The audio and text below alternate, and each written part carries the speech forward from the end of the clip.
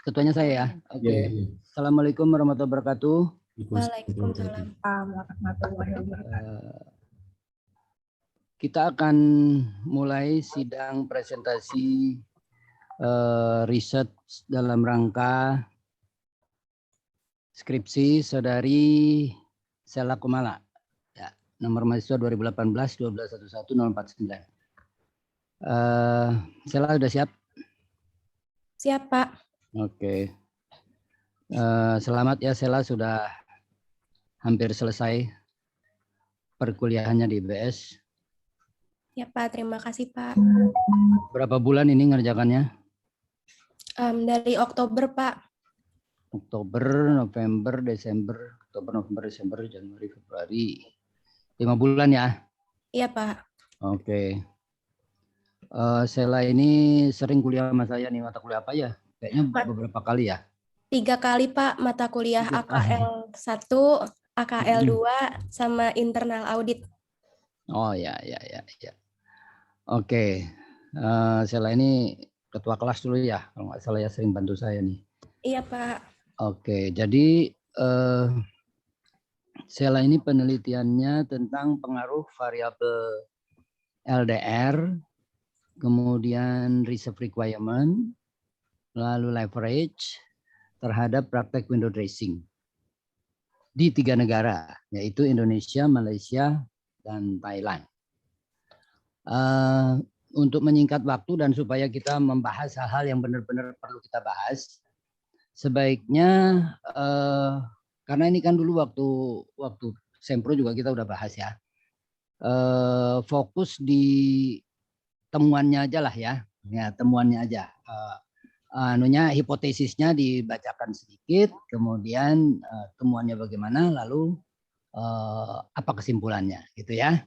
Baik, Pak. Karena kita udah tahu semua kok ini. Gimana Pak Sparta? Setuju nggak Pak Sparta? Ya, setuju Pak. Jadi Pak 45 aja, Pak 45. Ya, apalagi Pak Sparta udah tahu bener semua gitu kan. Ya, jadi bab 45-nya juga ujinya itu saya rasa sudah diperiksa tuh sama Pak Sparta semua ya. Ya, jadi terutama risetnya ini seperti apa gitu ya. Kalau uji semua UDICO segala macam itu pasti udah diperiksa sama Pak Sparta sampai bluesnya itu ya, bahwa regresinya memang layak untuk disimpulkan gitu kan. Ya begitu, silakan Sela berdoa dulu kemudian segera mulai. Baik.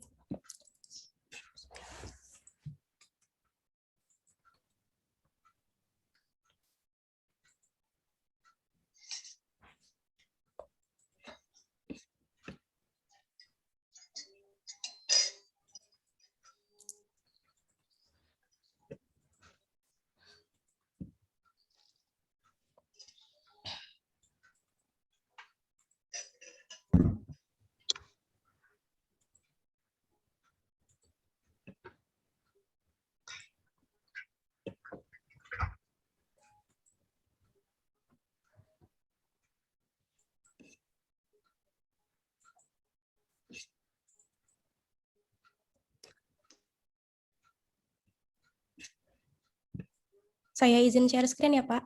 Ya, silakan.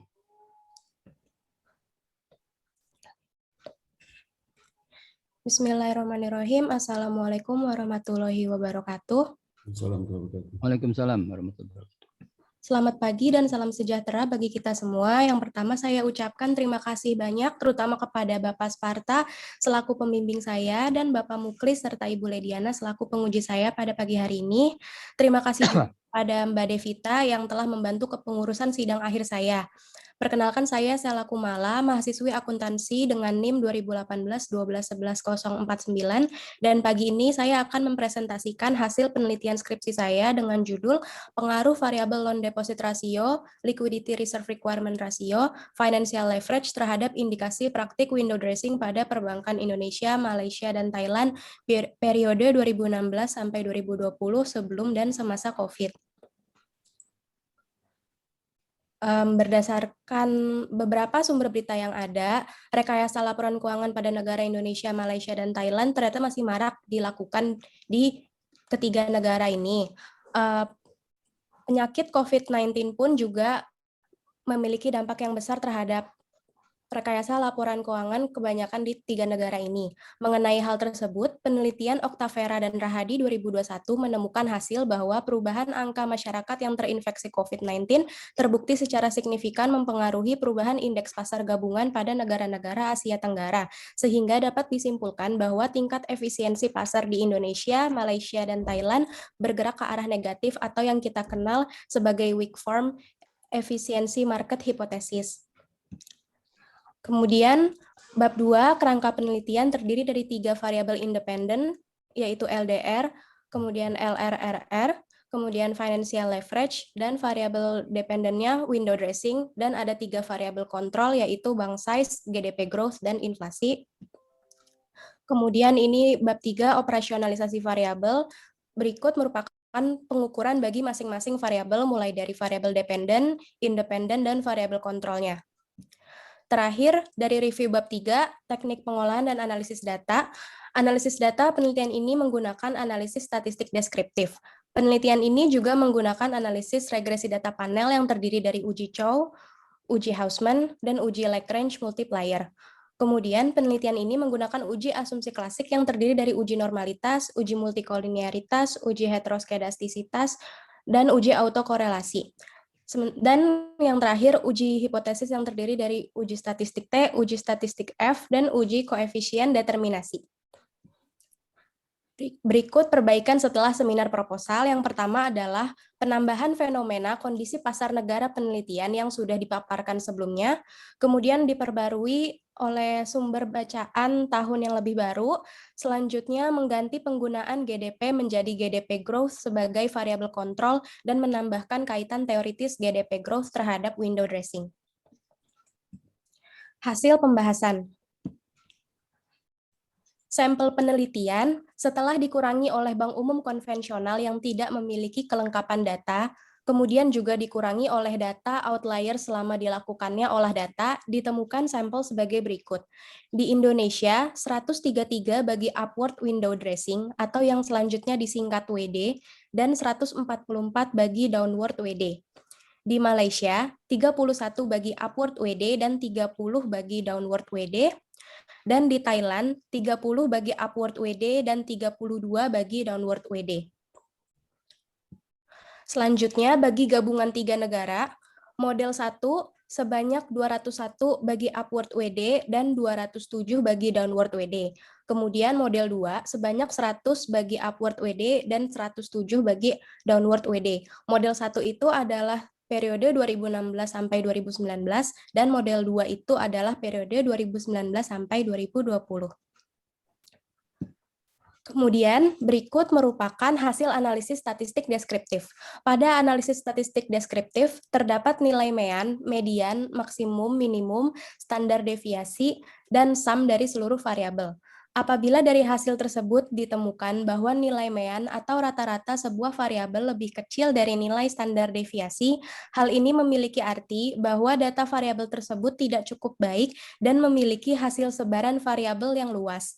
Namun sebaliknya, apabila ditemukan bahwa nilai mean sebuah variabel lebih besar dari nilai standar deviasi, hal ini memiliki arti bahwa variabel tersebut tidak mengalami penyimpangan data yang tinggi, sehingga tidak menimbulkan potensi bias. Berikut untuk hasil negara Indonesia, negara Malaysia, kemudian ini negara Thailand, kemudian ini gabungan negara model 1, dan gabungan negara model 2. Analisis regresi data panel, uji Chow memberikan hasil bahwa upward dan downward WD negara Indonesia dan Thailand menggunakan model fixed effect karena probabilitas cross section chi-square-nya lebih kecil dari 5% sehingga HO ditolak. Hal ini juga berlaku pada upward WD negara Malaysia. Akan tetapi downward WD negara Malaysia menggunakan model common effect karena probabilitas cross section chi-square-nya lebih besar dari 5% sehingga HO diterima. Sementara untuk gabungan 3 negara, baik model 1 dan model 2 menunjukkan bahwa kedua persamaan penelitian menggunakan model fixed effect. Kemudian hasil uji Chow ini harus dilanjutkan ke uji Hausman. pada uji Hausman memberikan hasil bahwa seluruh upward dan downward WD per negara Indonesia, Malaysia, dan Thailand menggunakan model random effect. Karena hasil ini mengalami perbedaan dari hasil uji Chow, maka per negara ini harus dilanjutkan ke pengujian lanjutan, yaitu uji Lagrange multiplier. Kemudian, untuk gabungan 3 negara, baik model 1 dan model 2 menunjukkan bahwa kedua persamaan penelitian menggunakan model fixed effect. Karena hasil ini sudah sama dengan hasil yang ditemukan pada uji Chow, maka gabungan 3 negara model 1 dan model 2 akan seterusnya menggunakan model fixed effect dan tidak perlu dilanjutkan ke uji LM. Selanjutnya, uji LM memberikan hasil bahwa negara Indonesia menggunakan model random effect, kemudian negara Malaysia dan Thailand menggunakan model common effect. Dan untuk gabungan 3 negara model 1 dan 2 tidak perlu dilanjutkan ke uji LM karena sudah memiliki hasil yang sama saat dilakukan uji Chow dan uji Hausman, yaitu menggunakan model fixed effect. Selanjutnya, uji asumsi klasik. Berikut merupakan hasil uji normalitas setelah dilakukan outliers dalam penelitian. Hasil data menunjukkan nilai probabilitas yang lebih besar dari 0,05, sehingga dapat disimpulkan bahwa data yang digunakan pada persamaan penelitian masing-masing negara tahun 2016 sampai 2019 berdistribusi normal untuk Indonesia, Malaysia, dan Thailand. Dan sama halnya dengan gabungan 3 negara model 1 dan model 2 yang sama-sama menghasilkan data yang berdistribusi normal. Kemudian berikut merupakan hasil uji multikolinearitas. Hasil data menunjukkan seluruh nilai koefisien korelasi antar variabel independen dalam persamaan penelitian ini di bawah 0,90, sehingga dapat disimpulkan tidak ada hubungan linear antar variabel independen dalam persamaan penelitian masing-masing negara tahun 2016 sampai 2019. Berikut untuk hasil Indonesia, Malaysia, dan Thailand. Kemudian hasil yang sama juga terdapat pada gabungan 3 negara model 1 dan model 2. Selanjutnya merupakan hasil uji heteroskedastisitas. Hasil data menunjukkan p-value seluruh variabel independen dalam persamaan penelitian ini memiliki nilai probabilitas lebih dari 0,05, sehingga dapat disimpulkan seluruh variabel independen terbebas dari masalah heteroskedastisitas. Dalam persamaan penelitian masing-masing negara tahun 2016 sampai 2019, berikut hasil untuk negara Indonesia, Malaysia, dan Thailand. Dan berikutnya adalah hasil yang sama juga terdapat pada gabungan 3 negara model 1 dan model 2. Selanjutnya berikut merupakan hasil uji autokorelasi. Setelah dicek Durbin Watson-nya, hasil data untuk persamaan penelitian masing-masing negara Indonesia, Malaysia, dan Thailand tahun 2016 sampai 2019 menunjukkan hasil bebas, sehingga dapat disimpulkan bahwa tidak terdapat autokorelasi. Akan tetapi, hasil data untuk persamaan penelitian pada gabungan 3 negara model 1 menunjukkan hasil positif, sehingga dapat disimpulkan bahwa terdapat autokorelasi.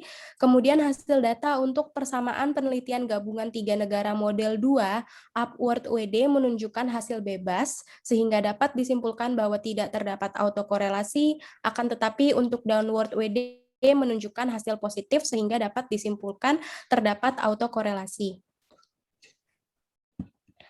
Analisis regresi linear berganda. Pada hasil analisis regresi linear berganda, terdapat nilai koefisien, standar error, t-statistik, dan probabilitas dari masing-masing variabel independen. Apabila didapatkan probabilitas di bawah 0,05, maka diartikan variabel independen tersebut memiliki hasil signifikan terhadap variabel independennya. Kemudian, nilai koefisien di sini memiliki peran sebagai penentu apakah hasil signifikan yang dihasilkan dari probabilitas tersebut memiliki nilai signifikan positif atau negatif. Berikut untuk hasil negara Indonesia, kemudian negara Malaysia, kemudian negara Thailand, dan ini untuk hasil model 1 dan model 2 gabungan 3 negara. Kesimpulan hasil penelitian. Berikut Sheila, kita bahas itu aja yang terakhir. Baik, Pak. Berikut yang merupakan terakhir tadi itu, yang terakhir itu. Iya, Pak. Berikut jadi nanti refer ke tabel yang terakhir ini ya. Iya, Pak. Berikut merupakan hasil penelitian penelitian per negara tahun 2016 sampai 2019. Variabel LDR tidak berpengaruh signifikan terhadap upward dan downward WD pada masing-masing perbankan Indonesia, Malaysia, dan Thailand. Selanjutnya, variabel LR3 berpengaruh positif signifikan terhadap upward WD, namun berpengaruh negatif signifikan terhadap downward WD pada perbankan Indonesia. Akan tetapi, LR3 tidak berpengaruh signifikan terhadap upward dan downward WD pada masing-masing perbankan Malaysia dan Thailand. Kemudian untuk variabel financial Malaysia leverage, dan Thailand. variabel financial leverage tidak berpengaruh signifikan terhadap upward dan downward WD pada masing-masing perbankan Indonesia dan Malaysia. Akan tetapi, FL berpengaruh positif signifikan terhadap upward WD, namun berpengaruh negatif signifikan terhadap downward WD pada perbankan Thailand. Selanjutnya merupakan hasil dari gabungan 3 negara model 1 dan model 2. Variabel LDR berpengaruh positif signifikan terhadap upward WD, namun berpengaruh negatif signifikan terhadap downward WD pada gabungan 3 negara model 1. Selanjutnya, LDR berpengaruh negatif signifikan terhadap upward WD dan berpengaruh positif signifikan terhadap downward WD gabungan 3 negara model 2. Selanjutnya, variabel LR3 berpengaruh positif signifikan terhadap upward WD, namun berpengaruh negatif signifikan terhadap downward WD pada gabungan 3 negara model 1. Kemudian LR3 berpengaruh negatif signifikan terhadap upward WD, serta tidak berpengaruh signifikan terhadap downward WD pada gabungan 3 negara model 2. Selanjutnya, variabel financial leverage tidak berpengaruh signifikan terhadap upward dan downward WD pada gabungan 3 negara model 1. Dan kemudian FL tidak berpengaruh signifikan terhadap upward WD, namun berpengaruh positif signifikan terhadap downward WD pada gabungan 3 negara model 2. Dan untuk variabel dummy, yaitu pandemi COVID-19, memiliki hasil tidak berpengaruh signifikan terhadap upward dan downward WD pada perbankan di Indonesia, Malaysia, dan Thailand tahun 2019. Kemudian untuk analisis hasil penelitiannya sebagai berikut. LDR yang memiliki hasil positif signifikan terhadap window dressing didukung oleh penelitian Geraldina 2015 yang mengemukakan bahwa bank cenderung melakukan praktik window dressing di akhir tahun pada simpanan nasabah untuk meningkatkan rasio kas, sehingga dapat meningkatkan rasio likuiditas banknya. Hal ini sejalan dengan signaling teori bahwa bank akan mengelola tingkat likuiditas seperti LDR-nya dengan sangat baik sehingga dapat memberikan sinyal berupa good news di akhir tahun. Hal tersebut juga sejalan dengan agensi teori bahwa pihak manajer perbankan perlu menjaga kestabilan likuiditasnya sebagaimana dimandatkan oleh pihak stakeholder. Sementara LDR yang memiliki hasil tidak signifikan terhadap window dressing didukung oleh penelitian Livera et al. 2020 yang menemukan hasil bahwa bank sudah menentukan porsi angka kredit yang akan diberikan kepada nasabah. Jika perbankan telah memberikan kredit pada tingkat maksimumnya, maka pinjaman kredit akan diberhentikan oleh perusahaan pada pihak ketiga untuk meminimalisir risiko keuangan yang akan terjadi. Kemudian yang kedua, bank sentral masing-masing negara juga sudah menentukan besaran LDR perbankan yang biasa disebut sebagai batas atas dan batas bawah LDR. Batas atas dan batas bawah LDR yang ditentukan oleh Bank Indonesia adalah sebesar 78 sampai 92%. Kemudian Bank Negara Malaysia adalah 71,7 sampai 82,3%.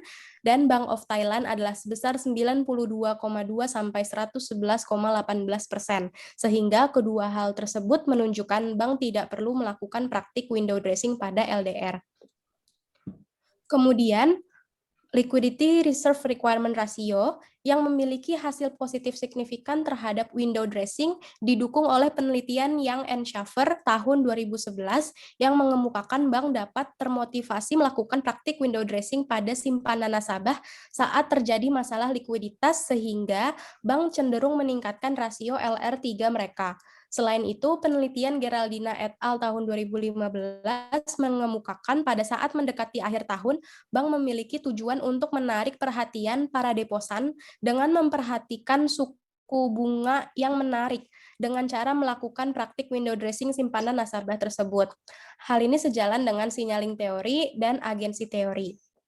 Sementara untuk LR3 yang memiliki hasil tidak signifikan terhadap window dressing ini didukung oleh penelitian Livera 2020 yang mengemukakan bahwa LR3 merupakan simpanan nasabah berupa rekening giro yang ditempatkan di bank sentral masing-masing negara dan juga telah ditentukan besaran persenannya untuk disisihkan di bank, yaitu sebesar 4,5% untuk Bank Indonesia, kemudian 2% untuk Bank Negara Malaysia, dan 1% untuk Bank of Thailand.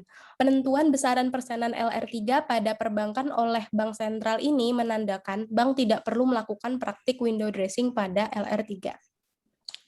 Selanjutnya, untuk hasil financial leverage yang memiliki hasil positif signifikan terhadap window dressing didukung oleh penelitian Owens et al. Tahun 2011 yang mengemukakan bahwa praktik window dressing dapat dilakukan oleh bank dengan mengendalikan komponen leverage. Selain itu, penelitian Downing 2012 menemukan motif perbankan dalam melakukan praktik window dressing terhadap komponen financial leverage adalah untuk memenuhi harapan kreditur dan lembaga pemeringkat. Hal ini sejalan dengan signaling teori dan agensi teori.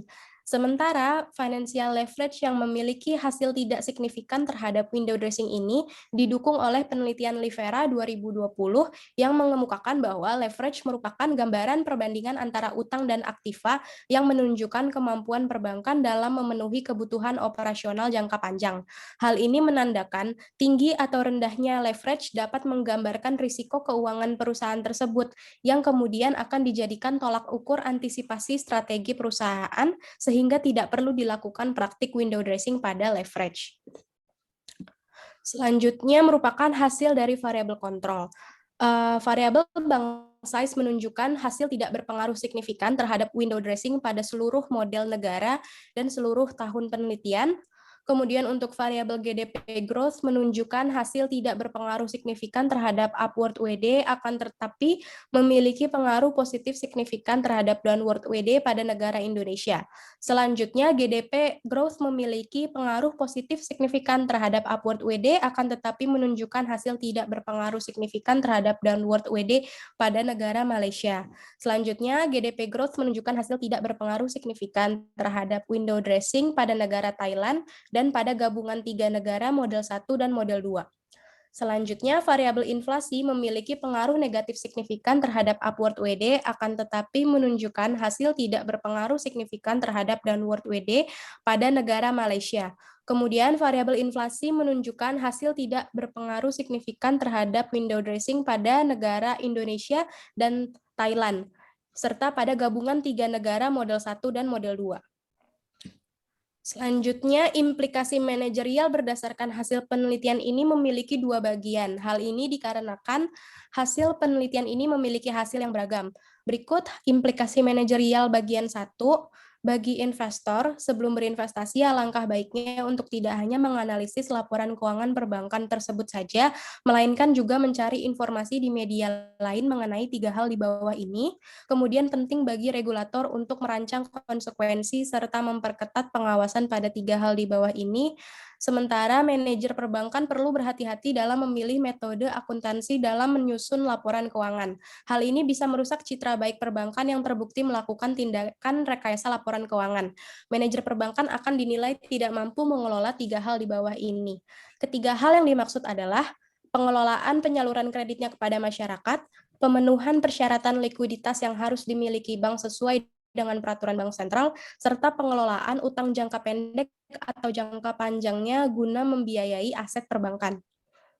Sementara untuk implikasi manajerial bagian 2, investor dapat mempercayai industri perbankan untuk dijadikan sarana investasi jangka panjang. Hal ini dikarenakan industri perbankan mampu mengelola penyaluran kreditnya dengan baik kepada masyarakat, memenuhi persyaratan likuiditas yang harus dimiliki bank sesuai dengan peraturan bank sentral, serta mengelola utang jangka pendek atau jangka panjangnya guna membiayai aset perbankan. Meskipun demikian, regulator tetap harus melakukan pengawasan pada perbankan dalam hal penyaluran kreditnya kepada masyarakat, pengelolaan dalam menjaga rasio likuiditasnya, serta pengelolaan utangnya agar perbankan tersebut tetap dapat bertahan dalam menjalani bisnisnya dan tidak menyimpang dari peraturan yang berlaku, sehingga manajer perbankan perlu terus mengasah dan mempertahankan kemampuannya dalam menjalankan operasional perbankan, khususnya pada penyaluran kredit pada masyarakat, pertahanan rasio minimum likuiditas yang disyaratkan oleh Bank Sentral, dan pengelolaan utang jangka pendek atau jangka panjangnya. Selanjutnya merupakan keterbatasan dari hasil penelitian ini, yaitu yang pertama, sampel penelitian yang digunakan hanya sektor industri perbankan, sehingga nilai adjusted R-square yang dihasilkan per negara sangat kecil.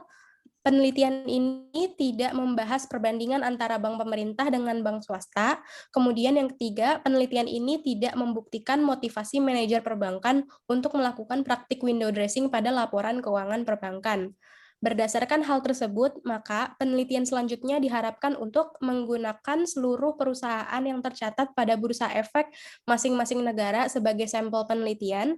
Kemudian yang kedua, melihat perbandingan antara badan usaha milik negara dengan badan usaha milik swasta, serta menguji lebih dalam mengenai motivasi manajer perusahaan apabila terbukti melakukan praktik window dressing pada laporan keuangan. Sekian presentasi dari saya atas hasil penelitian skripsi saya. Kurang lebihnya mohon maaf dan terima kasih atas perhatiannya. Saya izin kembalikan lagi kepada Ketua Sidang. Ya, terima kasih Sela. Selanjutnya saya persilakan Ibu Vina. Ada tanggapan atau pertanyaan? Ini aja sih. Yang pertama itu gimana sih caranya Sela membuktiin kalau perusahaan ini melakukan window dressing, ya? Nah kan tadi ada rumusnya kan? Dependent variable ya? Coba ya. Dependent variabelnya jelaskan Sela. Oh ya, baik. Kalau dari dependent variabelnya itu bisa ditayangkan rumus.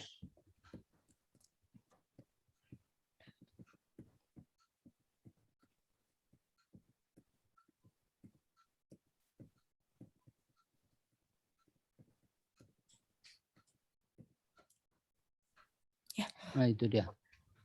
Jadi kalau berdasarkan rumusnya itu pengukurannya yang digunakan adalah dari dana pihak ketiga secara kuartalan. Kalau yang untuk upward window dressing itu adalah DPK kuartal 4 dikurangi rata-rata DPK kuartal 2 ditambah kuartal 3.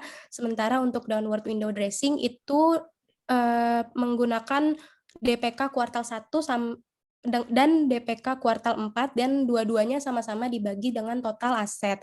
Kemudian kalau menurut penelitian terdahulu yaitu Geraldina 2015, upward window dressing itu dapat dinilai apabila semakin tinggi praktik peningkatan saldo neraca pada triwulan keempat periode berjalan. Karena praktik upward window dressing itu bertujuan untuk meningkatkan rata-rata kuartal keempat yang dilaporkan. Hal ini disebabkan saldo akhir dari kuartal keempat tersebut telah berkurang selama periode berjalan tersebut. Sementara kalau downward window dressing itu bisa dilihat dari semakin tingginya praktik penurunan saldo neraca pada triwulan pertama periode berikutnya.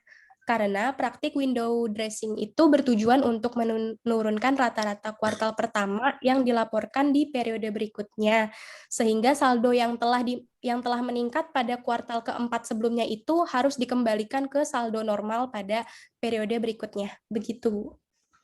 Ya, saya mau nambahin dikit Bu Vina.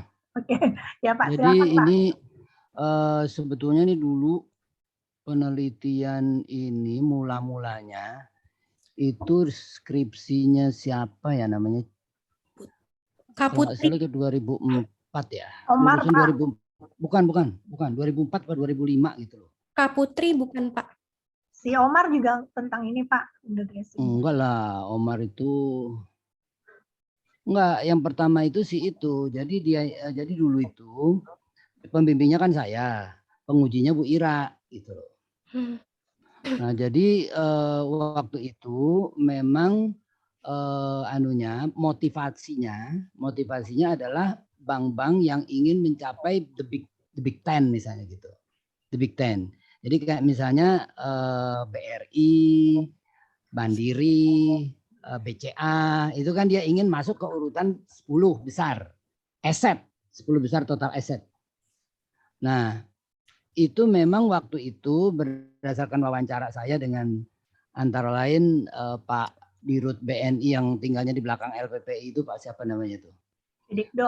Widikdo. Nah, kan saya ya almarhum Pak Widikdo. Kemudian Pak Widikdo itu cerita, saya sering dulu kalau menjelang Desember, 31 Desember itu di approach sama direktur keuangan itu, direktur keuangan perusahaan itu, dia bilang, Pak, saya taruh deh duit ini menjelang 31 Desember ke bank Bapak, berapa hari aja, yang penting lewat tanggal 31 Desember supaya total asetnya naik sehingga masuk ke ranking 10 besar gitu loh. Nah, tapi dia minta imbalan gitu, minta imbalan berupa apalah, mungkin tiket pulang kampung menjelang akhir tahun gitu, katanya begitu. Nah, itu berdasarkan ngobrol-ngobrol sama Pak Widikdo. Kemudian saya juga ngobrol-ngobrol sama pemimpin cabang Bank Jatim di Tanjung Perak. Gitu. Karena Bank Jatim di Tanjung Perak itu cerita dia menjelang akhir tahun itu ditugasi oleh direksi. Padahal dia pemimpin cabang. Pemimpin cabang Tanjung Perak ditugasi oleh direksi untuk menaikkan total aset menjelang 31 Desember. Kenapa begitu? Karena BPD itu kan kalau bukan di Tanjung Perak itu kan dananya dari Pemda. Karena dananya dari Pemda berarti akhir tahun pasti APBD kan dibelanjakan semua sehingga total asetnya turun. Nah kalau di Tanjung Perak dananya bukan dari Pemda tapi dari pengusaha-pengusaha yang ada di pelabuhan itu. Perusahaan-perusahaan di sekitar Tanjung Perak itu banyak. Nah itu duitnya berlebih, itu diminta ditaruh di Bank Jatim selama sebulan aja menjelang 31 Desember aja. Nah itulah kemudian dibuktikan di penelitian itu bahwa menjelang 31 Desember dana itu naik, nanti pas lewat Januari turun lagi gitu loh. Nah makanya di sini yang upward window dressing-nya itu DPK kuartal 4 dikurangi rata-rata kuartal 23. Kalau saya dulu, kuartal 23. Kuartal 1 nggak ikut. Karena kuartal 1 mungkin udah dinaikin dari tahun kemarin, waktu dia window dressing tahun kemarin mungkin udah dimainin juga, makanya kuartal 1 nggak diikut sertakan, tapi kuartal 2, kuartal 3 aja. Jadi rata-rata kuartal 2, kuartal 3, terus di kuartal 4 dia melonjak gitu kan. Nah, kalau dia melonjak di kuartal 4 ini juga melakukan window dressing. Nah, buktinya lagi gimana? Buktinya lagi dia kalau dia memang melakukan upward window dressing di akhir bulan keempat, akhir kuartal keempat, pasti dia di awal kuartal 1 tahun berikutnya pasti anjlok karena memang tujuan dia sekedar untuk menaikkan angka di 31 Desember aja gitu loh. Nah ini sebetulnya dulunya seperti itu. Kemudian dibawa ke seminar internasional di UI waktu itu, ternyata dapat penghargaan tuh si Rizky apa siapa namanya itu, yang terus kerja di KAP itu loh. Nah jadi ini waktu itu ceritanya seperti itu. Nah kemudian oleh Bu Ira dikembangkan berbagai variabel lagi nih. Ada nggak pengaruh LDR, ada nggak pengaruh reserve requirement dan lain-lain gitu. Tapi kalau dulu sih motivasinya cuma satu, yaitu untuk mencapai urutan ke-10. Untuk mencapai 10 besar di Infobank dulu gitu. Karena Infobank selalu ngumumin waktu itu. Infobank selalu ngumumin ini loh 10 besar bank tahun ini. Gitu. Nah itu angkanya selalu 31 Desember dulu seperti itu. Itu Bu Vina. Iya Pak. Ya, silakan Bu Vina supaya lebih jelas nih ceritanya. Iya terima kasih banyak Bu Sela udah dibantuin sama Pak Muklis. Sebenarnya saya ingin membuktikan aja Pak Muklis ini bank ini benar-benar window dressing kah atau memang kondisinya seperti itu gitu loh.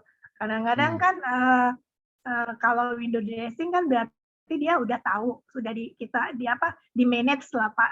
Jadi window dressing. Tapi kalau pas kenyataan seperti ini misalnya kan bisa jadi tapi jadi ke bawah-bawah gitu. Jadi termasuk juga ke dalam window dressing. Itu aja sih saya mau menegaskan itu.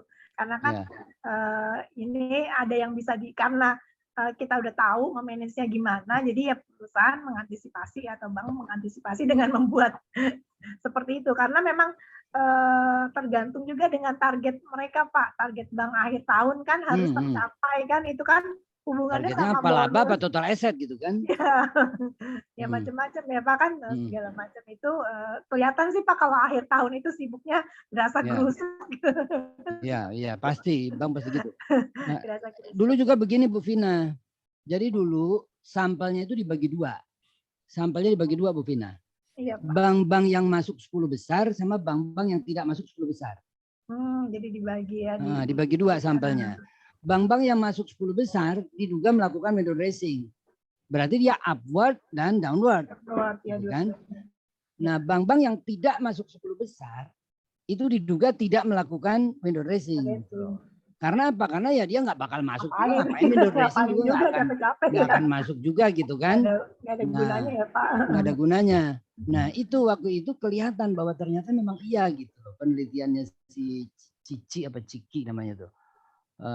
Benar memang kelihatan bahwa bank-bank yang masuk 10 besar itu melakukan upward window dressing kelihatan gitu. Tapi yang tidak nggak peduli dia gitu karena tuh nggak masuk 10 besar juga gitu. Dulu seperti itu.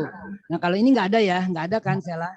Nggak ada, Nggak Pak. ada. Jadi pokoknya semua bank di Indonesia, semua bank di Thailand, dan semua bank di Malaysia. Nah gitu Bu Vina. Oke terus Bu Vina. Ya itu jadi udah kejawab ya Stella ya, sudah lebih jelas nih dengan penjelasan Pak Muklis. Historisnya, sejarahnya. Sejarahnya kenapa kok Windows dressing. Nah kemudian waktu membuat regresinya kan ada yang upward sama downward. Nah kan tadi sampelnya sudah dijelaskan tuh ada yang 110, 33. Nah itu gimana caranya sampai dapat angka itu? Nah ini. Oh iya. Ya prosesnya aja sih. Kamu pasti sudah lakukan, jadi kan bisa jelasin aja. Jadi kan pakai aplikasi pengolah eViews ini karena saya harus membandingkan dulu 3 negara, Indonesia, Malaysia, sama Thailand masing-masing dipisah semuanya. Nah, jadinya saya itu mau nggak mau harus melakukan 10 kali regresi, Bu. 10 kali? 10 kali regresi itu. Nah, enggak, maksudnya gini loh. Kan ini ada 160, kemudian kan kita kurangi dengan 3 ya. Ini kan 40, kemudian 40 karena 4 tahun jadi 160, kemudian ada outlier kan gitu ya. Yep. Nah ini yang downward dan upward gimana caranya menentukannya? Ini jadi 133 dan 144 outliernya. Supaya datanya bisa normal, Bu. Enggak, maksudnya itu kan apa sih? Ya, datanya ini kan kalau tadi kan udah ada rumusnya, upward yang bagaimana, kemudian downward yang bagaimana. Nah, apakah itu dihitung kemudian masukin ke sininya sampai dia jadi 133 gitu loh, prosesnya aja. Oh, iya betul, Bu. Jadi untuk untuk variabel dependen Y-nya itu juga memang ada rumusnya sendiri. Jadi kan tadi kan rumusnya kan. Ya. Oke, terus kemudian nanti langsung di insert data ke eViews bersamaan dengan independennya di sebelah kanan, Bu. Nanti langsung diolah, kemudian bisa langsung dilihat observasi apabila belum mendekati normal dan jar Quebera-nya juga belum mendekati yang seharusnya. Nah, terus ini juga saya bagi 2, Bu. Jadi pertama-tama sebelum saya olah data, itu saya buat dulu Excel-nya dari hasil upward dulu di satu sheet sama downward dulu di satu sheet. Nah, itu jadinya saya pisahkan antara downward sama upward supaya pas penelitian di eViews juga nggak berantakan dan bisa langsung dapat hasil sesuai upward ya hasil upward dan hasil downward ya hasil downward, Bu. Gitu. Jadi itu yang makanya jadi 10 kali ya. Jadi artinya kerja keras kamu nih hebat banget. Ini saya salut banget Pak Muklis. Satu negara aja udah pusing ya. Karena upward sama downward dihitung dulu. Dihitung jadi dari sini ada 160 tambah 68. 200 sekian dibagi 2 tuh. Ya kan? Dapat deh tuh dependent. Kemudian kalau yang lainnya bisa masukin deh, tapi kali 2 kali-kali kan segini ya, berapa tahun kalikan sekian. Oke. Jadi itu kemudian baru dipisahkan, kemudian diregreskan, baru nanti dikurang-kurangin jadi dapatnya 133, 144 ya. Ulet banget kamu saya. Iya, ini rumit ini datanya. Karena 3 negara lagi ya. Iya, banyaknya dan uletnya itu Pak rajin sekali ya satu-satu kalau ada outlier dibuat. Masih S3. Iya. Bener Pak, kalau dari awal langsung sampel juga kan udah ngebayangin kerjaannya. Sela jadi dosen aja di IBS Sela. Nah itu. S2 atau S3. Gantiin Bu Ira udah keluar tuh. Gantiin Mbak Ira benar. Ya, ini pintar nih Pak, Sela nih Pak. Ya, jadi kelihatannya memang benar-benar nggak sekedar buat gitu loh ya, benar-benar ini menguras tenaga. Vin, Ya, Pak? mau masuk jurnal internasional nanti nih. Nah iya Pak, Nah, bagus coba. Pak. Karena ini memang sih kalau dari segi isinya sedikit, cuman dari segi kerjanya keras banget kalau menurut saya ya Pak. Makanya dari awal salut banget ini. Oke ya. Jadi satu-satu ya. Jadi nanti SNA Kendari dulu, SNA Kendari boleh jurnal internasional ya. ya, betul. Kalau ada internasional yang buka juga Pak, yang ngadain orang Indonesia. Iya, di Malaysia ini masuk ke UTM Malaysia. Nah, ya benar. Ada. Nanti saya diajak ya Sela ya kalau ke Malaysia ya. Dulu itu internasional loh Pak, yang di UI saya ceritakan itu internasional loh Pak. Iya, tahu saya. Itu internasional. Ya. Jadi terus ada negeri Pak, ada keluar negeri ke Malaysia, ada di besok di UTM ngajak saya itu internasional bulan Juni nanti Pak, Juni. Kalau itu waktu itu internasional tapi yang menyelenggarakan UI. Jadi di Jakarta. Ya. Dan itu dapat penghargaan dulu. Jadi best paper ya Pak. bahkan Rizky itu dikontakin sama. sama. Ini adiknya Abe ya Pak, Rizky Halnolda Putri ya. Nah, iya betul. Adiknya si Abe ya, ingat saya. Ya. Rizky Halnolda Putri, kakaknya siapa namanya? Abe, apa sih? Pokoknya panggilannya Abe Pak, saya lupa namanya Rizky. Iya, betul. Waktu si ini nikah saya juga datang tuh di daerah mana ya? Pokoknya di daerah Pancoran ke Pasar Minggu itulah, daerah sekitar situ. Itu berapa tahun yang lalu tuh, sekarang anaknya udah 1. Iya, udah gede dah. Ya, anak adiknya Hanolda bener. Iya. Habis itu dia akan di KAP, sekarang mungkin masih di KAP kali. Ya, ini memang luar biasa nih pengolah datanya. Ini dan cukup jeli melihat peluang penelitiannya ya. Oke. Nah, kemudian coba deh buka yang hasil regresinya, Sela.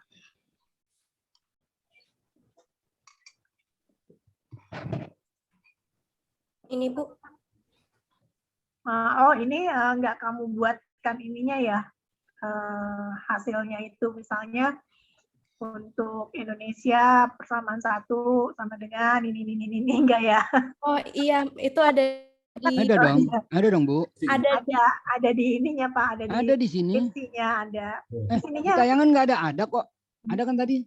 Adanya hasilnya Pak, kalau kayak gini aja Pak, ini tabelnya, tapi nggak apa-apa lah. Ini statistik. Ini deskriptif. Hasilnya ada kok. Coba tayangan. Tadi ada kok yang signifikan. Ada dong. Kita mau lihat kan apakah. Nah, sebelum ini. Yang tadi itu ya. Sebelum ini. Ya. Nah, ini dia. Nah, ini Oke, kita mau lihat. Coba kita lihat ini model 1 berarti 2016 sampai 2019. Ternyata yang signifikan apa tuh? LDR sama, berarti sama Pak, signifikan dua-duanya ya, antara model 1 dan model 2 ya. Jadi gimana nih, Sela? Ini artinya apa nih? Nah, itu. Kan ada 2 signifikan tuh. Jadi kan LDR sama reserve requirement, ini untuk upward window dressing, itu ternyata signifikan. Ini artinya apa? Coba jelasin. Oke Pak. Baik, jadi LDR memiliki pengaruh positif signifikan terhadap upward WD, maka semakin tinggi praktik peningkatan saldo LDR pada triwulan keempat periode berjalan. Karena praktik ini bertujuan untuk meningkatkan rata-rata kuartal keempat yang dilaporkan, sehingga menyebabkan saldo akhir LDR kuartal keempat telah berkurang selama periode berjalan tersebut. Sementara Oke. Dia berpengaruh positif ya. Ya, ini logis nih. Ya, ini logis nih. Sebentar, kita ini dulu Sela. Ini logis ya. Jadi kalau dia LDR-nya tinggi, maka dia semangat untuk mendongkrak DPK-nya di akhir tahun. Iya, Pak. Nah, gitu loh. Jadi kamu ngomongnya begitu. Jadi jangan dibaca aja tuh kesimpulan. Kamu harus bisa ngomong dengan bahasa sederhana, ya. Metodologi boleh melangit, tapi waktu menjelaskan harus membumi, ya, supaya orang awam pun bisa ngerti. Ya, Sela. Ya, Pak. Jangan melangit terus, nanti orang di bawah nggak bisa lihat kamu, gitu ya. Iya, Pak. Metodologi kamu, cara kamu mengumpulkan data itu melangit sekali, tapi waktu menjelaskan harus membumi ya. Jadi di sini kalau LDR tinggi, ya itu kan dia itu disorot gitu kan. Dia pasti disorot. Oh ini banyak sekali ngasih kredit, DPK-nya rendah. Akibatnya LDR-nya kan tinggi. Ya enggak? Nah, kalau LDR tinggi dia pasti berusaha meredam supaya enggak terlalu kelihatan tinggi. Caranya gimana? Dengan melakukan upward window dressing. Ya, di akhir tahun dia berusaha mendongkrak DPK yang saya bilang tadi. Dia approach lah pemimpin cabang di Tanjung Perak gitu kan. Dia approach lah direktur-direktur keuangan perusahaan-perusahaan besar supaya mau masukkan uangnya ke BNI menjelang akhir tahun. Gitu loh. Ya, Sela. Ya, Pak. Jadi waktu menjelaskan itu kamu harus bisa menjelaskan dengan bahasa yang sederhana gitu loh. Sehingga menarik buat orang gitu. Kalau kamu jelaskan dengan kata-kata yang tinggi-tinggi melangit itu pendengar awam akan ngantuk. Baik, Pak. Ya, kalau kamu mau jadi dokter itu waktu sidang tertutup boleh kamu jelaskan metode yang canggih-canggih begini. Tapi waktu sidang terbuka, kamu harus bisa menjelaskan dengan bahasa sederhana karena sidang terbuka itu yang datang orang awam gitu. Yang datang itu orang awam. Nah, ini bagus nih yang nomor 1 ini ya. Nomor 1 ini bagus sekali. Jadi kalau perusahaan bank-bank yang LDR-nya tinggi pasti semangat untuk upward window dressing-nya tinggi gitu kan. Nah, kemudian untuk downward gimana? Ternyata tinggi juga Negatif. kan? Ya Negatif, kan? Pak. Ternyata ya negatif kan, negatif. Nah, tapi tinggi juga kan. Nah, berarti kan untuk LDR-nya yang tinggi dia nggak terlalu semangat menurunkannya kembali, ya nggak? Iya, Pak. Bener nggak? Iya, Pak. Nah, berarti kalau LDR-nya tinggi dia semangat menaikkan, nggak semangat menurunkan gitu kan? Nah, jadi kan logikanya gitu loh, ya, ya Sela. Baik, Pak. Oke, terus kalau reserve requirement gimana nih Sela? Coba dijelasin.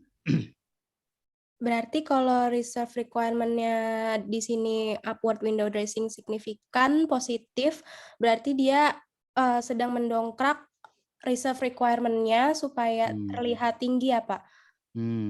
Pada akhir tahun di kuartal keempat. Oke. Ini Indonesia apa gabungan? Oh, ini gabungan ya? Ini gabungan.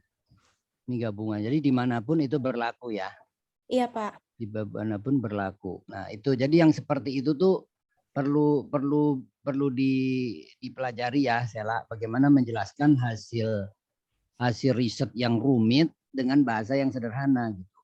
Iya, Pak. Karena tugas ilmuwan itu adalah meneliti hal-hal yang bermanfaat buat masyarakat. Gitu. Ya, bukan melakukan sesuatu yang tidak dimengerti oleh masyarakat. Gitu. Kita harus bisa memberikan kontribusi kepada masyarakat awam. Gitu. Ya, seperti itu. Jadi harus bisa menjelaskannya dalam bahasa yang sederhana yang dimengerti oleh orang awam. Walaupun metodologinya canggih banget gitu.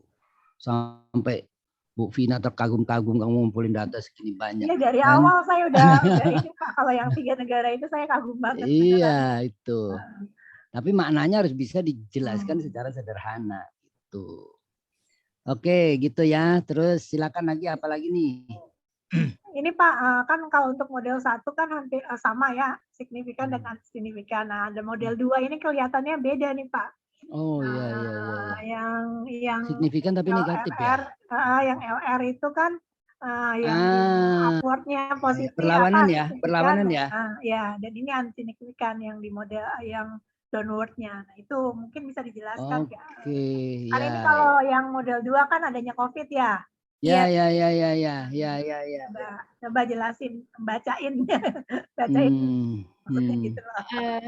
Baik, Ibu, akan saya coba jawab. Jadi kalau di hasil kesimpulan upward window dressing LDR signifikan tapi negatif.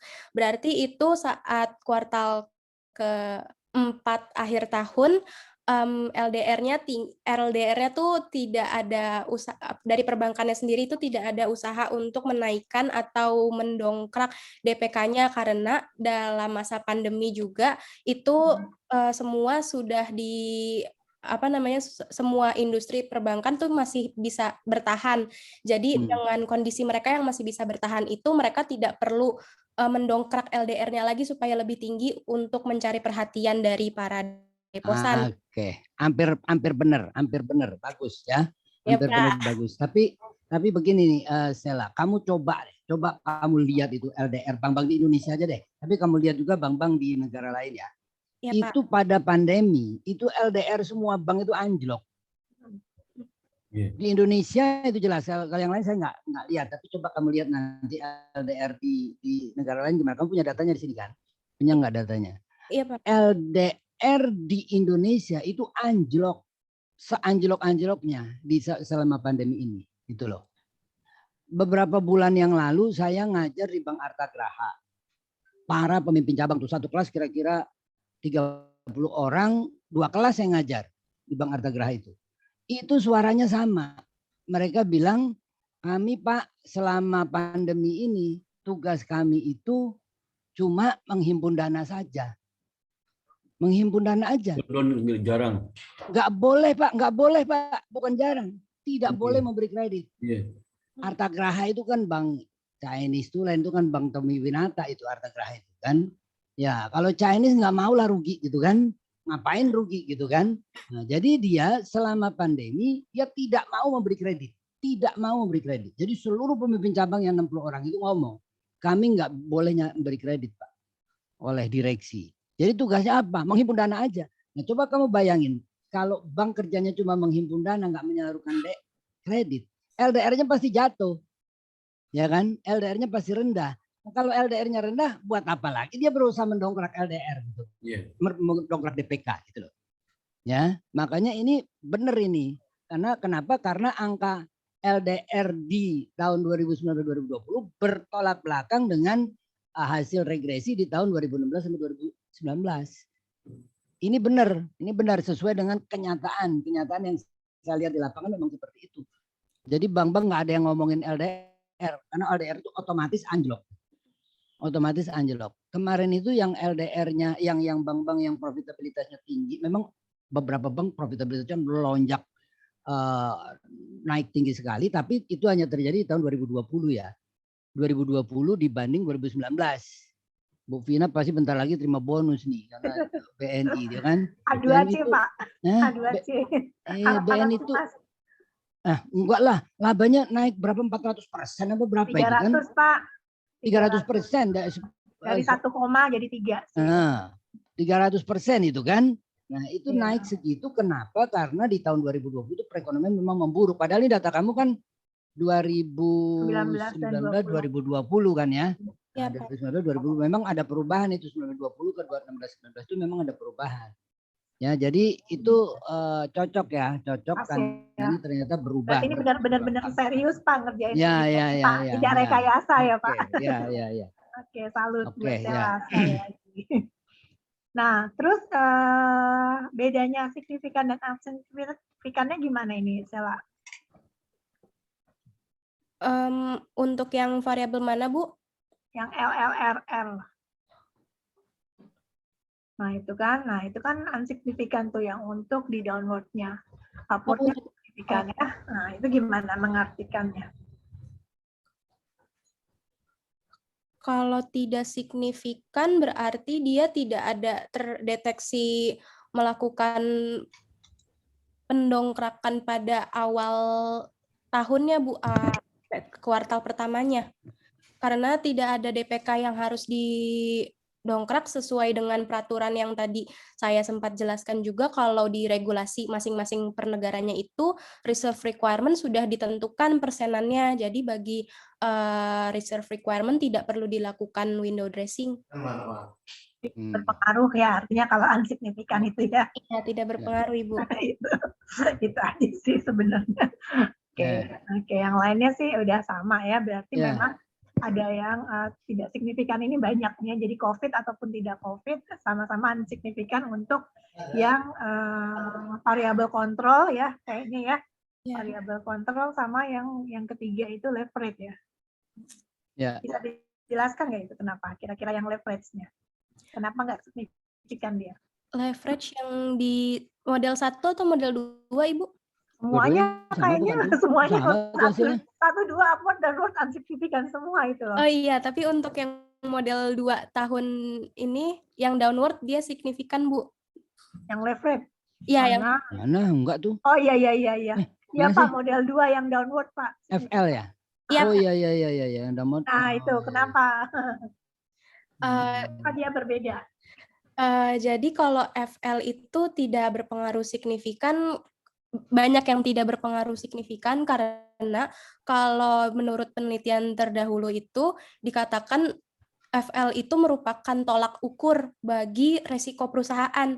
Jadi kalau misalkan FL-nya nanti di window dressing malah dikhawatirkan akan merugikan bagian manajer keuangannya, Bu. Nah, nanti bagaimana manajer keuangan itu harus berantisipasi buat bikin strategi baru di selanjutnya tuh bagaimana. Nah, jadinya mereka nggak perlu window dressing si FL ini karena si financial leverage ini tuh kayak tolak ukurnya gitu. Kalau misalkan nanti dia di window dressing, takutnya malah strategi yang dibuat itu malah jadi salah, Bu. Kalau menurut penelitian terdahulu. Sementara kalau yang signifikan ini terdapat di downward window dressing model 2 itu karena itu dia positif. Kalau menurut penelitian terdahulu juga ini dikatakan komponen leverage ini bisa menjadi tujuan para manajer perbankan dinaikkan pada awal tahun kuartal pertamanya karena untuk menarik perhatian lembaga pemeringkat khususnya investor, Bu. Gitu. Ya berarti antara COVID dan non-COVID sama aja berarti ya. Iya, dia tidak begitu berpengaruh untuk mau dari sebelum COVID atau sesudah COVID karena dia perannya itu lebih ke tolak ukur si perusahaan itu tersebut, Bu. Oke. Nah kemudian Sela kan masukkan 3 variabel kontrol nih, nah semuanya nggak berpengaruh, itu artinya apa tuh? Oh ya, Bu, kalau yang bank size itu semuanya benar-benar tidak berpengaruh. Artinya kalau menurut penelitian Livera et al. 2020 itu yang saya baca bank size itu semakin besarnya ukuran perusahaan menandakan perusahaan tersebut memiliki tingkat keuntungan yang tinggi.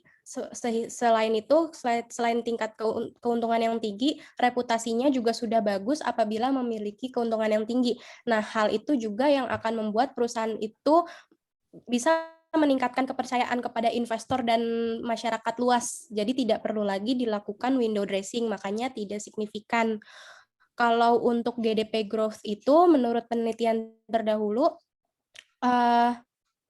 ada yang, tapi di sini GDP growth ada yang terbukti memiliki pengaruh positif signifikan, Bu. Di negara tertentu ya? Iya, di negara. yang Nah, itu saya jelaskan sedikit kalau dari penelitian terdahulu itu kondisi ketidakpastian atas pertumbuhan ekonomi suatu negara itu dapat memicu tindakan manajemen untuk melakukan rekayasa laporan keuangan secara masif. Jadi karena masih belum pasti kejadian di masa depan nanti, manajer perbankan itu cenderung melakukan proyeksi laporan keuangannya, beberapa ada yang rekayasa. Itu menurut penelitian Ken dan Jolan tahun 2010. Selain itu, ketidakpastian tersebut bisa menandakan peluang atau ancaman di masa depan. Nah, jadi untuk menghindari ancaman dan mendapatkan peluang di masa depan, itu keterampilan manajer perbankan sangat diperlukan untuk membuat keputusan atas hasil laporan keuangan sehingga ada yang mendapatkan hasil positif signifikan untuk GDP growth. Sementara kalau GDP growth yang tidak berpengaruh signifikan itu didukung juga sama penelitian terdahulu yaitu NIM Trakun 2015 yang mengemukakan bahwa GDP berpengaruh terhadap konsumsi produk perusahaan non keuangan.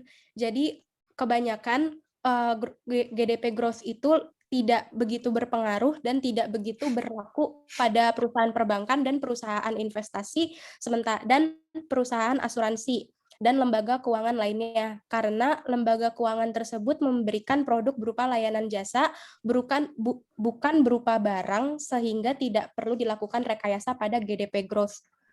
Gitu, Bu.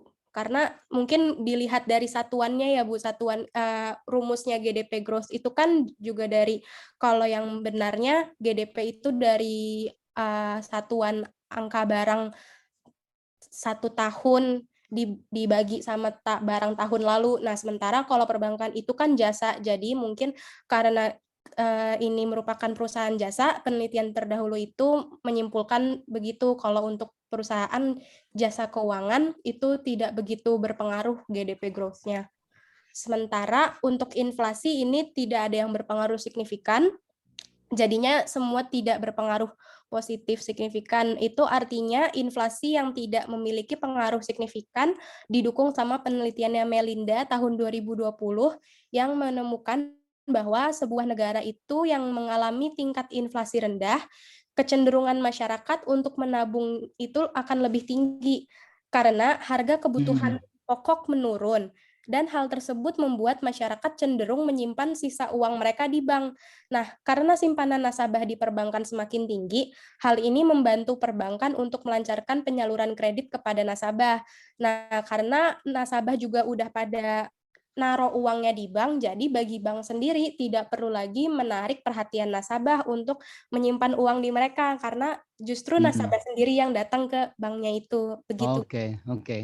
Masalahnya emang inflasi kita rendah Kalau yang COVID ini. Kalau yang COVID ini saya masih belum mencari tahu tentang kondisi inflasi, Bu. Tapi kalau yang waktu itu kondisi pasar, yang Ibu sempat revisi saya pas Sempro itu, saya sudah menemukan kondisi pasar Indonesia sih lemah, Bu. Ya jelas lah. Sekarang enggak kan ini masa enggak nyari inflasi lah, kan variabel inflasinya dihitung dalam regresi. Apa nih? Kamu ngumpulin itu data inflasi, pasti kamu ngumpulin. Ada kan, bisa dibaca dong. Oh iya Bu, sebentar.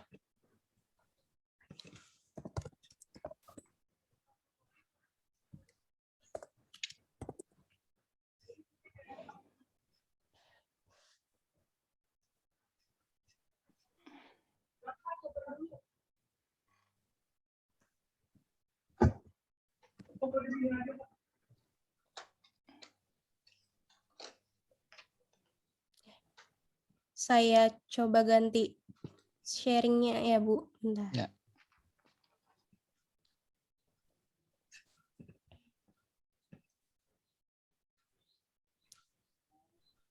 Ini untuk hasil siap olah data saya, ini yang dimerahin, yang saya tandain kalau dia itu di outliers pas di olah data. Ini untuk hasil inflasi, Bu, apa namanya, untuk 2019 sama 2020 itu 3,03 untuk 2019, dan untuk 2020 itu 1,9 nih inflasinya. Nah, ini karena data yang siap diolah, jadi saya tulis ke bawah semua sama kayak gitu. Gitu, Bu. Tingkat inflasinya jadi rendah. 3,03 sama 1,9.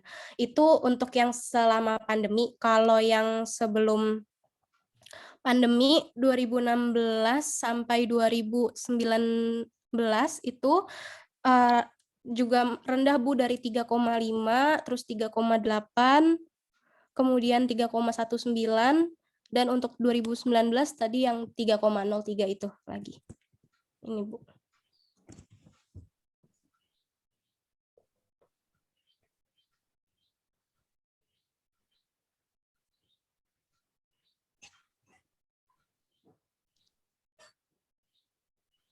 Maaf, saya masih mute. Enggak, inflasinya ini per bank ya? Gimana tuh maksudnya? Bukan per bank, Bu, ini per negara. Saya ngambil dari World Bank, tapi karena ini dari Excel olah data saya, jadi saya masukin ke per bank juga, Bu. Ini kalau Ibu per Indonesia kan di situ agro kan Indonesia 3,8, kok dengan IBK beda ya 3,5? Karena tahun, Bu. Oh, ini tahunnya beda-beda. Ya, Oke. Ini BRI, ini kodenya, Bu. Oke. Bu. Memang 3 sih inflasinya, bukan sekitar 5 atau 6 ya? Ini sesuai data World Bank sih, Bu. Oh, bukan data Indonesia kamu cari dari World Bank. Di World Bank di Indonesia, tapi di saya filter ke Indonesia, terus saya filter lagi ke Malaysia, sama saya filter ke Thailand. Jadi inflasinya kecil ya? Iya, Bu. Saya ikut aja. Oke, Itu yang tentang skripsinya. Terus ada yang ini sedikit nih, Sela nih, di awal skripsi kamu itu di Ya. kata pengantar. Di kata pengantar itu ucapan terima kasih ya. Iya, Nah, Bu. itu pada waket 3-nya sekarang kita lagi nggak punya waket 3 itu, Sela. Oh, baik. Saya revisi. Berarti untuk waket 3-nya Songkan aja. Oh, Dihapus aja dulu. Kan oke. belum ada, kecuali nanti sudah dilantik lah sama ketiga yang baru. Oh, baik. Terima kasih, Bu. Ya, informasi. dari saya sih itu aja, Pak Muklis. Oke. Silakan, Pak. Ya, terima kasih Bu Vina. Sela, saya mau menambahkan dari semua yang tadi, saya mau menambahkan beberapa hal nih. Satu, di keterbatasan apa ya? Tadi kan kamu mengatakan bahwa di skripsi ini tidak dibedakan antara bank pemerintah dan swasta. Itu Ya. ada tadi yang seperti itu ya. Nah, Ya. ini berdasarkan pengalaman saya bergaul dengan bankir-bankir itu memang ini berpengaruh sekali. Berpengaruh sekali. Jadi misalnya ya bank BTN misalnya, bank BTN di Surabaya. Itu saya sering ngobrol sama pemimpin cabang BTN Surabaya berkali-kali gitu. Karena saya kan 30 tahun di LPPI. Jadi yang namanya pemimpin cabang BTN Surabaya itu gantinya entah berapa kali gitu kan. Nah, saya selalu ngobrol dengan pemimpin cabang BTN Surabaya itu karena saya sering ke Jawa Timur gitu. Nah, jadi BTN itu ya, kamu coba cek. BTN itu LDR-nya tinggi sekali. LDR-nya tinggi sekali. Bahkan pernah 100 lebih. 110, 120. Tapi dia itu nggak takut. Nggak semangat untuk window dressing. Kenapa? Karena para deposan itu nggak peduli lu mau LDR tinggi kayak apa, lu nggak mungkin bangkrut katanya gitu. Iya. Ya, kenapa? Karena milik pemerintah, gitu kan? Milik pemerintah satu, dua kreditnya itu kan kepada KPR. Rumah selalu dibutuhkan orang. Ini barang konsumtif yang benar-benar kebutuhan pokok, gitu kan?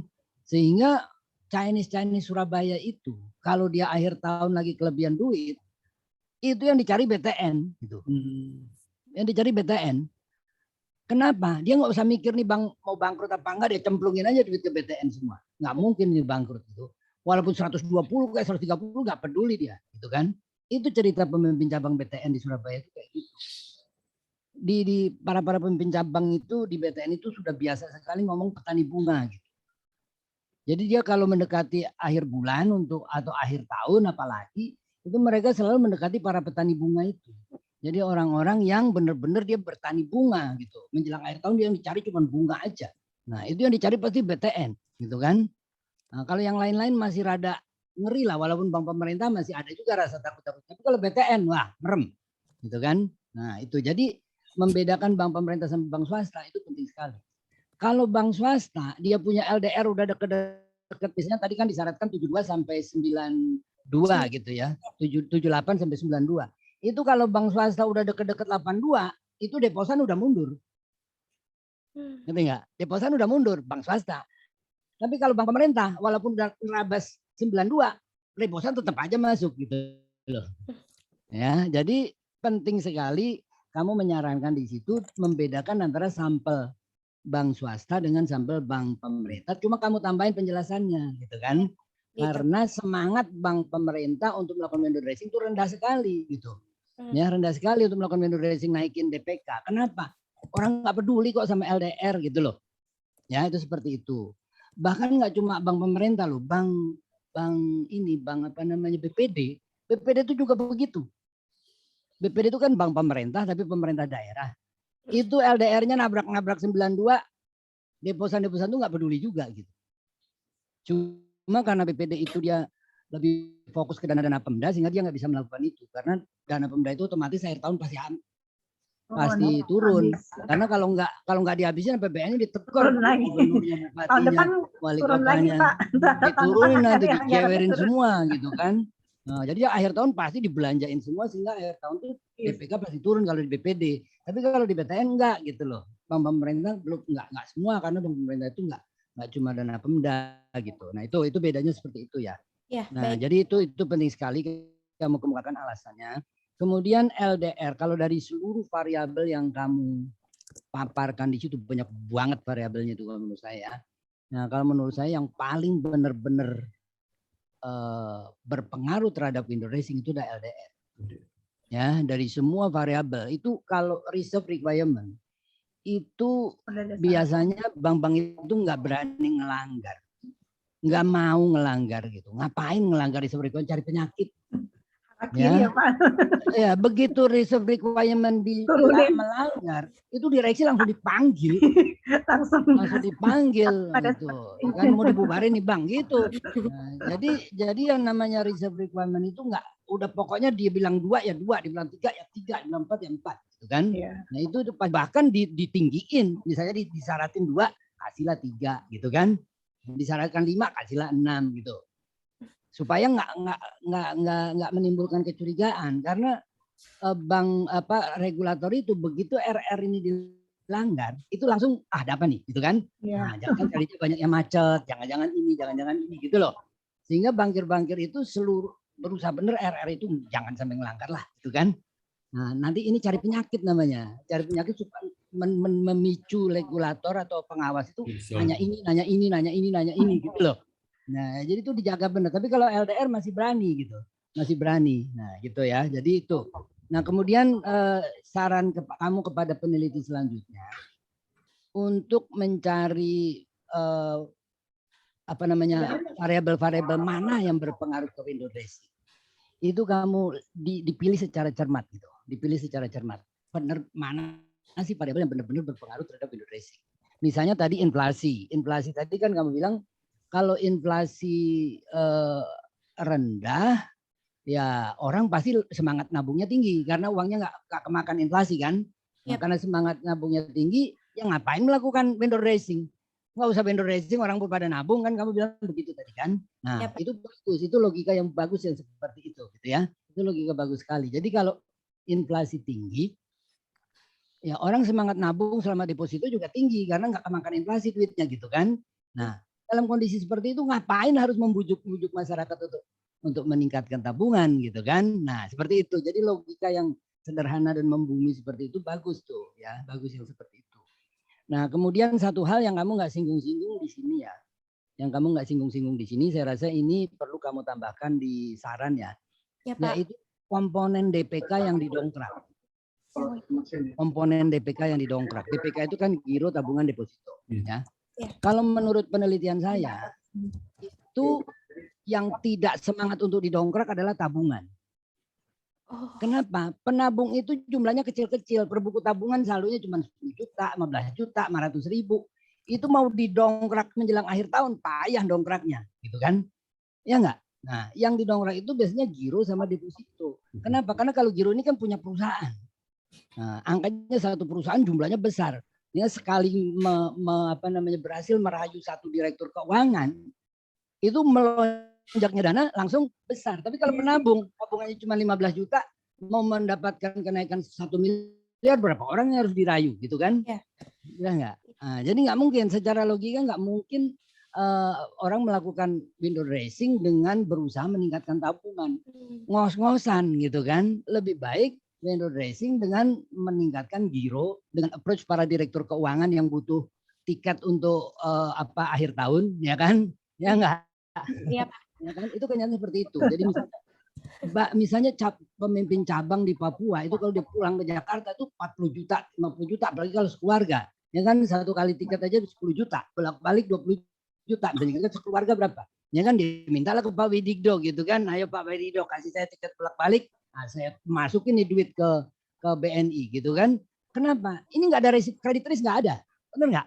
Apa risikonya naruh duit melewati 31 Desember? Nggak ada kredit risk. Nggak mungkin BNI bangkrut di 31 Desember gitu kan. Sehingga orang itu mau aja menaruh uang untuk membantu. Jadi win-win solution gitu. Banknya lagi butuh duit untuk menaikkan peringkat. Sementara ini lagi butuh tiket gitu kan untuk pulang kampung. Nah, sementara dia juga punya duit banyak gitu kan untuk dilempar gitu loh. Nah, jadi seperti itu. Jadi tadi tambahan satu hal, jenis dana yang didongkrak. Jenis dana yang didongkrak kemungkinan adalah giro dan deposito, kecil sekali kemungkinan tabungan gitu loh. Nah, di sini kan kamu kan nggak itu, kamu langsung angkanya ke LDR aja, ya kan? Ya, Pak. Oke, itu tambahan dari saya di saran. Oke, saya rasa dari saya cukup Terima saja. Bagus Hela ya. terima Oke, silakan nih Pak Sparta. Oke, terima kasih Pak Muklis, Bu Vina yang sudah membuat pertanyaan yang sangat baik ya, dan juga membuka juga wawasan bagi selaku mala, dan juga masukan dari Pak Muklis itu luar biasa juga ya. Bagaimana logika berpikir terhadap hubungan masing-masing variabel terhadap Indo-dressing itu ya. Dan terakhir yang menarik itulah saran membutuhkan juga Pak Muklis disarankan supaya di breakdown Indo-dressing itu. Mereka kan tidak di breakdown aja, jadi ada tiga rumus tambah 3 lagi ada 6 itu, ada 6 different variabel yang bisa dibuat ya. Jadi yang mana Indo-dressing itu yang paling signifikan di perbankan itu bisa dibuktikan dengan itu. Tapi itu untuk penelitian berikutnya ya. Ya, penelitian berikutnya. Ya. Mungkin kasihan kamu itu. Ya. Ini udah bagus sekali. Tapi penelitian dari situ kan Tungguin Zidan kali nggak dia? ya, di situ bisa dilihat secara secara pengamatan sepihak ya, kalau kita lihat yang mana paling terjadi lonjakan kenaikan di akhir tahun. Ya, pasti bukan pemulih, saya ngalami juga di deposito dan giro pun mungkin deposito paling banyak itu. Ya. Itu kan biasanya stabil karena kan terkait dengan operasional perusahaan ya, dan debiturnya perusahaan. Biasanya itu deposito yang paling menanjak karena ada insentif bagi debitur juga kalau menaruh dapat bunga ya. Bunga, tapi giro kan. Ya.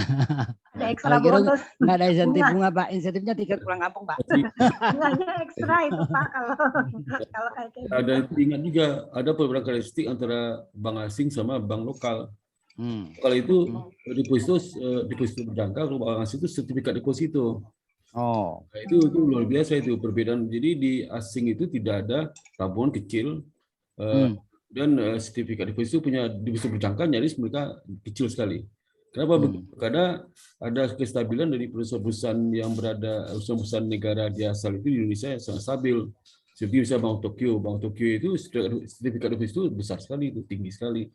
Dari perusahaan-perusahaan Jepang dan Indonesia, mereka punya dana abadi kayaknya, bukan dana abadi, setengah semi abadi lah dananya itu, bukan cukup besar juga dananya dari yang ditanamkan di Bank Tokyo itu 3 bulan 4 bulan ya, dan juga bisa memindah tangankan ke perusahaan sesama perusahaan Jepang itu, karena kebutuhan dana mereka pindahkan, nggak perlu carikan di bank ya, tapi sama itu mereka bisa pindahkan dana itu, dan itu sangat menarik juga ya.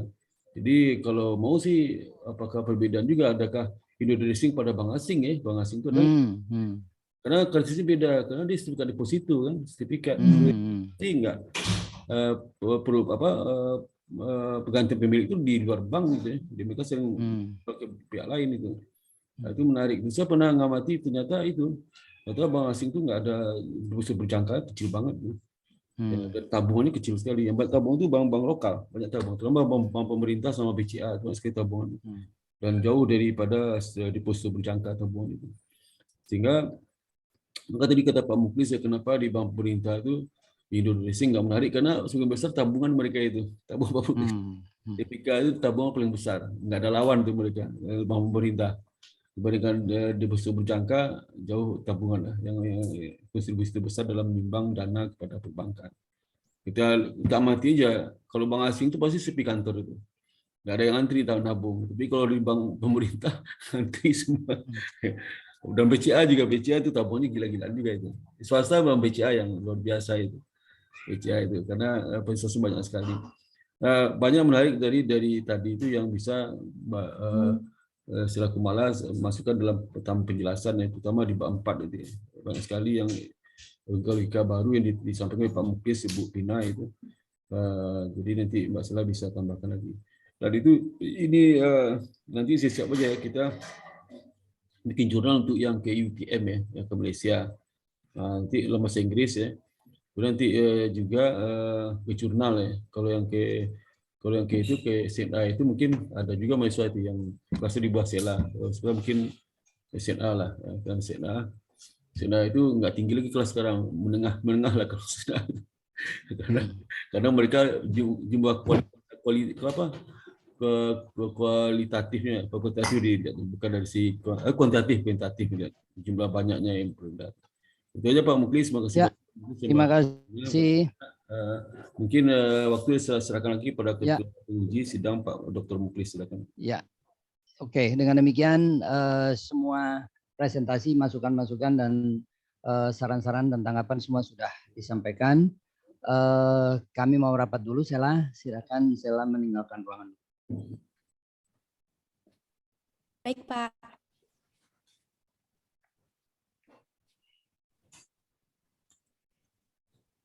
Kalau itu masih ada